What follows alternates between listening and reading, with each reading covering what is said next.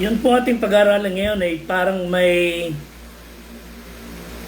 somehow contradiction or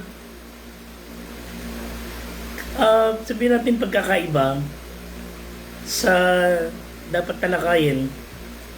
Ang ibig sabihin, kahit anong sikap ng isang driver na mag-ingat sa pagmamaneho, 50% lang ang kanya ibigay at yung kalahati ng pag-iingat ay dapat nasa kabila.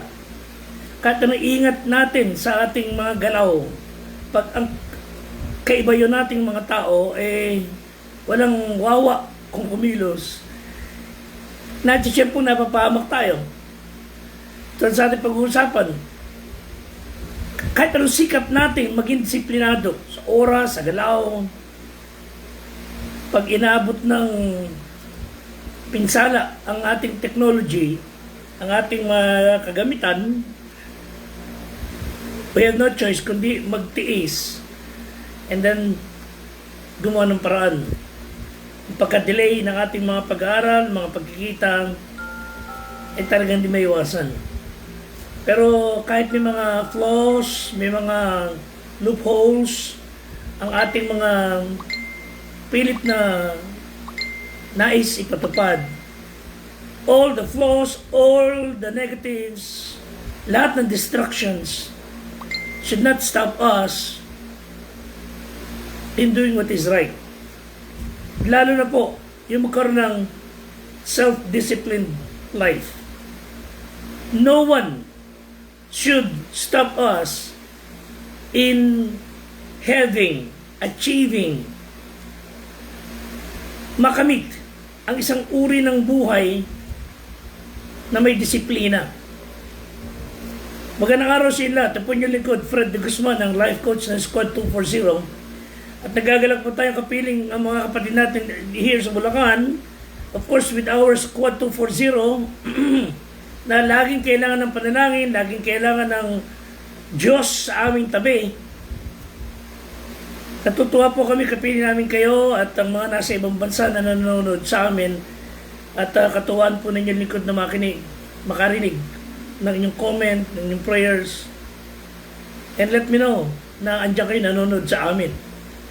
And of course, katuwaan natin lahat na ano man ang pag-uusapan nating aral, maipatupad sa buhay.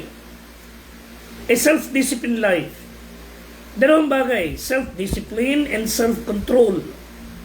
Both are related but not the same. Kahit tila pareho ang definition ni Webster o ng sinuman, sabi nga ng isang tao, deciding to stop eating sweets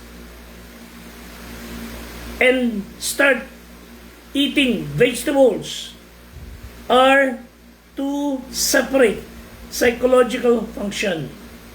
Yung mag-decide ka na, I'm not going to eat sweets, that is self-control. But when you decide to start eating vegetables, fruits, and that's self-discipline. Self-discipline says, go and keep it going. Self-control is discipline in the face of pressure from an immediate urge or desire or compulsion. So yung self-control relates to delaying immediate gratification of senses. Yung nakakakontrol ka, nakakapigil ka na gumawa ng hindi tama, hindi kaya. Self-discipline means adding routines to make you a better person, while self-control means taking charge of what you already have to make you a better person. As a PNP personnel sa ating mga tropa, you have to rely on yourself to get better at both self-discipline, self-control. It means it's up to you to get it done. It's up to us, people, na ipatupad ang self-discipline and self-control. Nung bata pa tayo, we find it difficult na bumangon ng maaga, pumunta sa school, to do our homework, kahit na medyo during those times, nagkakaroon tayo ng mga conflict. Paano gagawin yung self-discipline, self-control? But when we decide to get better, all went well. Now, sa ating naging kahinatnan, we're able to come to work on time. Dahil data pa lang, natututunan natin yung self-control at self-discipline. Look at what the Bible says. 1 Corinthians 9:24 to 25. Hindi nyo ba nalalaman na ang mga nagsisatakbo sa takbuhin ay tumatakbong lahat? Ngunit iisa lang ang tumatanggap ng gantimpala. Magsitakbo kayo ngayon na kung gayon, magsitakbo kayo ng gayon upang magtamo kayo at ang bawat tao na nakikipaglaban sa mga palaruan ay mapagpigil sa lahat ng bagay. Ginagawa nila ito upang magtamo ng isang putong na may pagkasira, ngunit tayo ay gumagawa para makuha yung putong na walang pagkasira. So why do we need to practice self-discipline? Of course, we must apply self-discipline to perform our jobs effectively, to pursue our dreams and ambitions. Mga simpleng bagay as waking up early, pumasok sa trabaho ng even early on time, meeting deadlines for reports, yung kumain ng mga healthy foods instead of junk foods, you decide to get regular exercise, and spending money wisely kaysa sa mga bisyo, kaysa sa paglustay ng pera sa walang kapararakan. You spend your money wisely. Those are indicators of a self-disciplined life. At hindi lang pagtataka, sinabi ni Apostle Paul sa verses 26 and 27, the same chapter 9, 1 Corinthians, ako nga'y tumatakbo sa ganitong paraan na di gaya ng nagsasapalaran. Sa ganito rin ako'y sumusuntok na di gaya ng sumusuntok sa hangin, ngunit hinampas ko aking katawan at aking sinusupil, baka sakaling sa anong paraan pagkapangarap ko sa iba ay ako rin ay itakwil. So self-discipline would reap good results.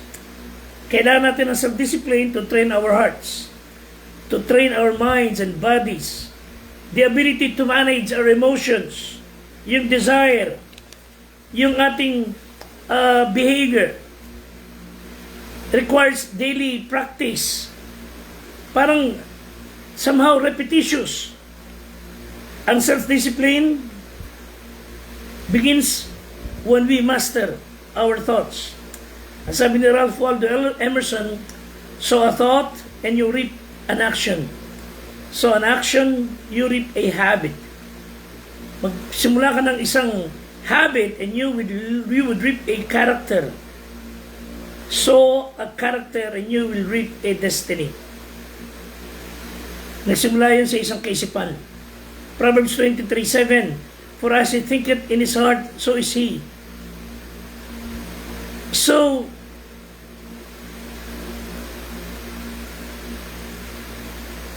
tayong mga tao, ang makikinabang, pati yung mga nakapaligid sa atin, pag tayo nag-practice ng self-discipline, meron isang sign sa isang business that said, we are not what we think we are, what we think we are.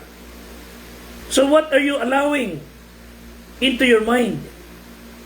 Yun ang kumukontrol sa atin, sa ating puso, sa ating kilos, sa ating salita. So God made you where you cannot think two thoughts at one time. So if you're thinking of what is right, you cannot be thinking of what is wrong. And as you think, you will become. So, hindi ako yung sinasabi ng bibig ko. Ako yung sinasabi ng puso ko. So,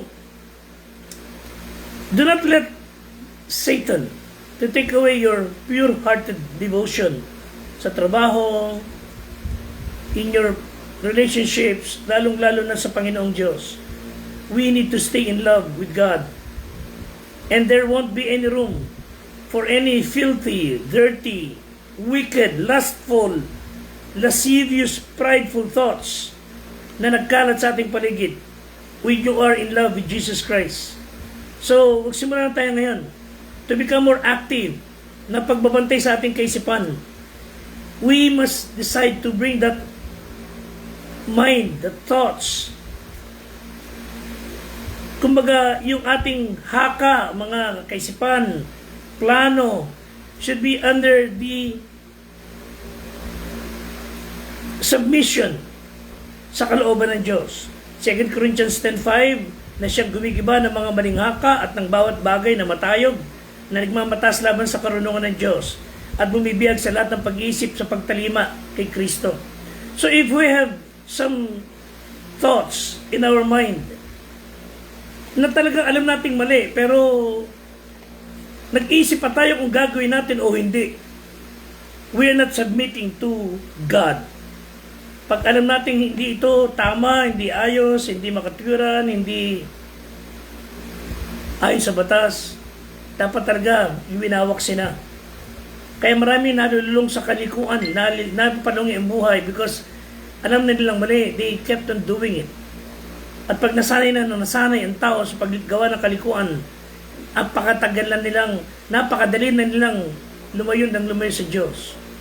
At napakahirap na makabalik sa Panginoon unless they would decide to come back.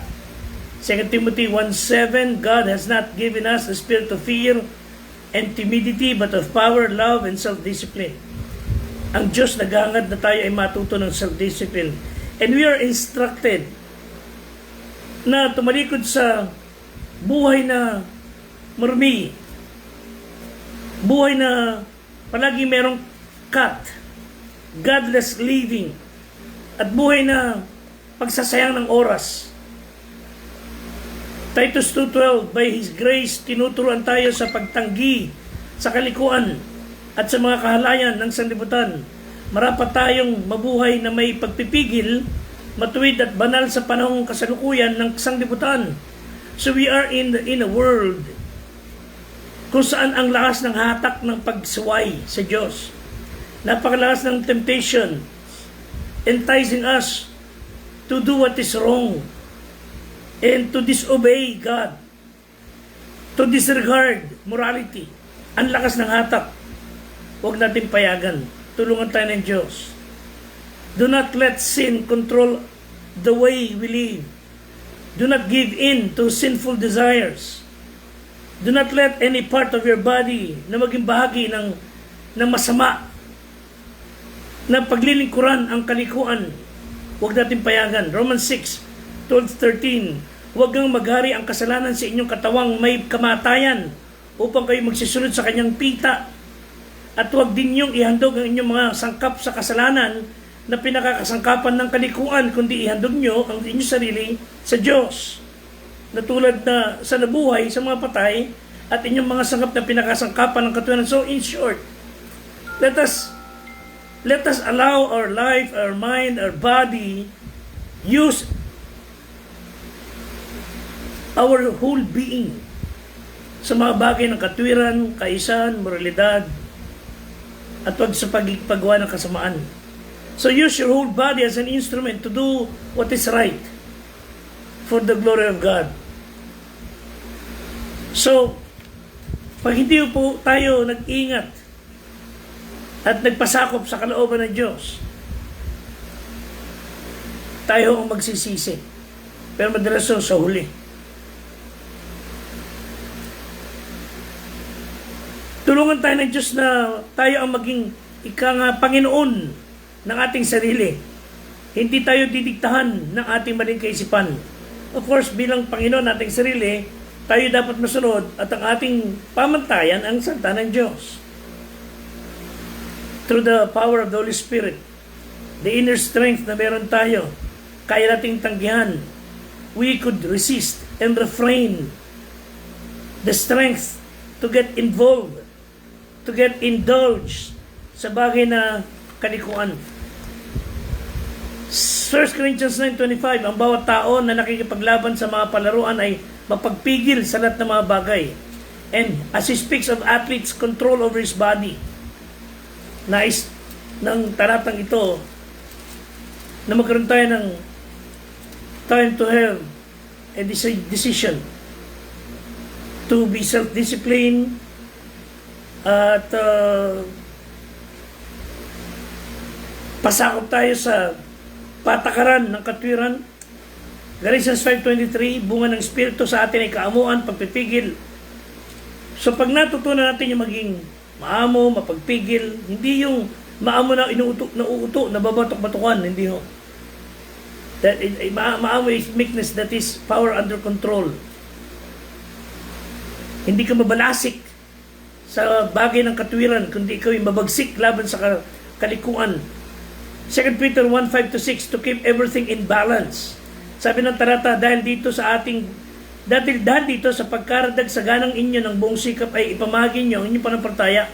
Ipamagi sa panampalataya ang kagalingan. At sa kagalingan ay ang kaalaman. At sa kaalaman ay pagpipigil. At sa pagpipigil ay pagtitiis. So, dagdagan natin ang galing. Ang lahat natin gawa, nakatwiran, dagdagan natin ang galing. And this is a series of commands sa mga Kristiyano sa atin as our responsibility and challenges na kinakaharap. Hindi maiwasan na isama ang self-control sa aral natin at natural that we are the product of what we think about. Ang ating galaw, mga reaksyon. So, ano ang ating iniisip? Ano ang ating pinagsasayangan ng oras? Ano ang ating pinaglalaan ng panahon? Ano ang sa atin ay yung kaisipan natin, ano yung kumakain ng maraming oras? Kaya natin yun ay bagay na nakakalugod sa Diyos. Ang sabi ng isang survey, an average adult will spend an equivalent of 34 years of their lives staring sa mga TV screens, kung anumang mga panoorin. Tinanong yung 2,000 tao ng set of questions, and they found out that they have spent 4,000 hours a year on the average using gadgets, phone, whatever. And this would equate to 300,000 hours over the average adult lifetime of 62 years. Up to 3.5 hours a day were spent sa harapan ng television o ng gadgets. Sabi ng iba, mas unproductive sila ngayon ng kalahati sa kanilang dapat magawa dahil sa gadgets. And yet 64% admitted that they would not know what to do without their gadgets. 17% even say they felt anxious if they were away from their phone for too long. So, yung demand ng modern life, yes, nakakatulong yung mga modernong mga bagay, pero it also boils down to one thing. Maraming mga modernong bagay, technologies, steal our sanity. We are not against gadgets, pero seryoso tayo dapat na hindi tayo makokontrol ng mga bagay ng technology. We became a nation lacking of self-discipline and self-control na talagang pipindutin na lang to turn it off. Hindi natin magawa. Hindi ko sasabing, okay, tama na. Dapat naka-off din. No, ibig sabihin, may mga bagay na hindi mo kailangan i-off pero hindi ka makokontrol. Dahil ang gadget nakakatulong yan, especially communications, lalo na pagka-emergency. Hindi dapat yan kakarat lang dyan na walang saysay. O lalagyan mo ng oras dahil lang sa ayaw mo maabala. Well, may mga ganun tao, pero for me personally, communications is very important. Napaka halaga ang komunikasyon. At pagka yung komunikasyon yun, yung nag-iisang yan, ang puputulin mo pa. May mga tao na papahamak. I suggest that ano man pong bagay na alam natin hindi makakatulong sa gawain, makapagpapahina ng ating abilidad, makapagpapabagal ng ating pagkilos at pagsunod sa Diyos, those are the things that should be taken away. Pero yung mga bagay na makakatulong sa pagpapainam lalo ng buhay, abay, dapat pagsikapan nating improve. Zechariah 4:6, hindi sa pamamagitan ng kalakasan ni ng kapangyarihan, kundi sa pamamagitan ng aking espiritu, sabi ng Panginoong Diyos. So, mas importante pa rin talaga higit sa lahat ang guidance ng Holy Spirit. Hindi po kayang palitan ang kakayahan ng panalangin, ang kakayahan ng paninindigan para sa Panginoon. So, let's meditate on the following verses. On the following verse, Philippians 4:8, katapos-tapusan mga kapatid, anumang bagay na katotohanan, bagay na kaganang-galang, anumang bagay na matuwid, bagay na malinis, bagay na kaibig-ibig, anumang bagay na mabuting ulat, kung anong may kagalingan, kung may anumang kapurihan, sabi ng Bible, think on these things. So purihin natin ang Diyos sa mga modern technology. Purihin natin ang Panginoon sa bagay na nauuso sa ating panahon ngayon. Pero huwag nating hayaan na ito kumontrol sa atin because there should be supplement, augmenting, para mas maging mainam ang ating buhay. Pero kung ito magpagpapabagal sa atin, be gone. Dapat ang Panginoon, tayo, sagdikit tayo. Tulungan tayo ng Panginoon na laging magkasama. Na kahit through the test of time, walang iwanan. Ang gadgets, maluluma, ang technology, bago ng bago, hindi permanente. Pero ang Panginoong Diyos, ang Panginoong salita will remain the same. God bless us all mga kapatid at tulungan tayo ng Diyos, lalo na kami mga pastor, to apply self-control and self-discipline. Please pray for our Squad 240, Patrolman Tyrone Espinosa, Patrolman Reginald de la Cruz, Patrolman Francis Legardo, Police Staff Sergeant Adio Burgess, Police Master Sergeant Fernando Datig, Police Master Sergeant Rudolph Ramos, Police Master Sergeant Ryan Garcia, ang aming Assistant Squad Leader na si Police Senior Master Sergeant Wilray Guillermo. Please pray for our Squad Leader, si Police Executive Master Sergeant Sir Joseph Aquino. Plus consider praying for quick recovery of our good friend Sir Jodrick Benedictus. Ingatan tayo lahat ng Panginoon, and you stay safe, and God bless you and give you peace. Until next time, maraming salamat po.